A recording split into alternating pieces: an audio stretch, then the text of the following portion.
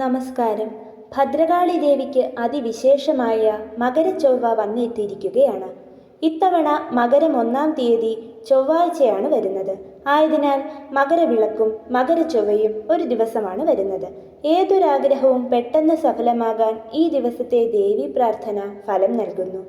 ചൊവ്വയുടെ ഉച്ചക്ഷേത്രമാണ് മകരമാസം, അതായത് ചൊവ്വ ബലവാനാകുന്ന രാശി. അതുകൊണ്ട് മകരമാസത്തിലെ ആദ്യ ചൊവ്വ മകരച്ചൊവ്വ എന്ന പേരിൽ ആചരിക്കുന്നു. ചൊവ്വയുടെ അതിദേവതകളാണ് ഭദ്രകാളിയും സുബ്രഹ്മണ്യസ്വാമിയും. യുഗ്മരാശിയിലാണെങ്കിൽ ഭദ്രകാളിയെയും ഓജരാശിയിലാണെങ്കിൽ സുബ്രഹ്മണ്യസ്വാമിയെയുമാണ് ഭജിക്കേണ്ടത്. യുഗ്മരാശിയായ മകരം ഭദ്രകാളി പ്രീതികരമാണ്. കേരളത്തിൽ പ്രാചീന കാലം മുതൽക്കു തന്നെ പരദേവതയായും ദേശദേവതയായും ദേവിയെ ആരാധിച്ചു പോരുന്നു. ദാരിദ്ര്യ ദുഃഖശമനം, രോഗശാന്തി, ശത്രുദോഷ നിവാരണം, ചൊവ്വാദോഷ ശമനം, ഐശ്വര്യം തുടങ്ങി തൻ്റെ ഭക്തന് സർവ്വഗുണങ്ങളുമേകി സംരക്ഷിക്കുന്ന അമ്മയാണ് ഭദ്രകാളി ദേവി. ഭദ്രമായ കാലത്തെ നൽകുന്നവൾ എന്നാണ് ഭദ്രകാളി എന്ന പേരിൻ്റെ അർത്ഥം. മംഗളത്തെ പ്രദാനം ചെയ്യുന്ന മംഗളസ്വരൂപിണിയാണ് ദേവി. ജാതകപ്രകാരം യുഗ്മരാശികളായ ഇടവം, കർക്കിടകം, കന്നി, വൃശ്ചികം, മകരം, മീനം ഇവയിൽ ചൊവ്വ നിൽക്കുന്നവർ നിത്യവും പ്രത്യേകിച്ച് ചൊവ്വാ ദശാകാലത്ത് ഭദ്രകാളി ഭജനം നടത്തണം. ചൊവ്വാഴ്ച, വെള്ളിയാഴ്ച, അമാവാസി തുടങ്ങിയ ദിനങ്ങൾ ദേവിക്ക് വിശേഷമാണ്. മകരത്തിലെ ആദ്യ ചൊവ്വ വളരെ വിശേഷമായി കണക്കാക്കുന്നു. കാർത്തിക, ഉത്രം, ഉത്രാടം, അശ്വതി, മകം, മൂലം, പൂയം, അനിഴം, ഉത്രട്ടാതി എന്നീ നാളുകാർക്ക് ചൊവ്വ പൊതുവെ അശുഭകാരനാണ്. ഇവർ നിത്യേന ഭദ്രകാളിയെ ഭജിക്കുന്നത് ഉത്തമമാണ്.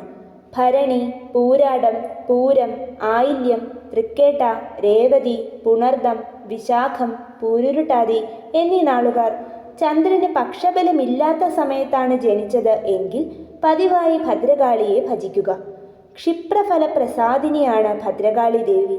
മകരച്ചൊവ്വ ദിവസം ദേവീക്ഷേത്രങ്ങളിൽ ദർശനം നടത്തുന്നതും ദേവിയുടെ ഇഷ്ട വഴിപാടായ കടുംപായസം കഴിപ്പിക്കുന്നതും ചുവന്ന പട്ട്, കുങ്കുമം, ചുവന്ന പുഷ്പങ്ങൾ കൊണ്ടുള്ള ഹാരം എന്നിവ സമർപ്പിക്കുന്നതും ഐശ്വര്യത്തിനും അഭീഷ്ടസിദ്ധിക്കും ഉത്തമമാണ്. ഇതുകൂടാതെ രക്തപുഷ്പാഞ്ജലി, കുങ്കുമാഭിഷേകം എന്നിവ നടത്തുന്നതും ക്ഷിപ്രഫലദായിയാണ്. മകരച്ചൊവ്വ ദിനത്തിൽ ദേവി പൂർണ്ണ തേജസ്സോടെ കുടികൊള്ളുന്നു എന്നാണ് വിശ്വാസം. ആയതിനാൽ ആ ദിവസം പൂർണ്ണ ഭക്തിയോടെ നടത്തുന്ന പ്രാർത്ഥനകൾക്ക് പെട്ടെന്ന് ഫലം ലഭിക്കുന്നുവെന്നും ആ ദിനത്തിൽ ദേവീനാമജപങ്ങളോടെ ക്ഷേത്രദർശനം നടത്തുന്ന ഭക്തർക്ക് അവരുടെ ജീവിതത്തിലെ ഏതു പ്രതിസന്ധി ഘട്ടങ്ങളെയും തരണം ചെയ്യാൻ സാധിക്കുന്നു എന്നും വിശ്വസിക്കപ്പെടുന്നു. മകരച്ചൊവ്വ ദിവസം പല ദേവീക്ഷേത്രങ്ങളിലും പൊങ്കാല, പൂമൂടൽ, പ്രത്യേക ദീപപുഷ്പ അലങ്കാരങ്ങൾ, വിശേഷാൽ പൂജ എന്നിവ കാണപ്പെടുന്നു. ഇത്തവണ ജനുവരി 14-നാണ് മകരച്ചൊവ്വ വരുന്നത്. ലളിതാ സഹസ്രനാമം, ഭദ്രകാളി 10, ഭദ്രകാളി അഷ്ടോത്തര ശതനാമാവലി തുടങ്ങി ഭദ്രകാളി മന്ത്രങ്ങളും സ്തോത്രങ്ങളും അന്നേ ദിവസം ജപിക്കുക.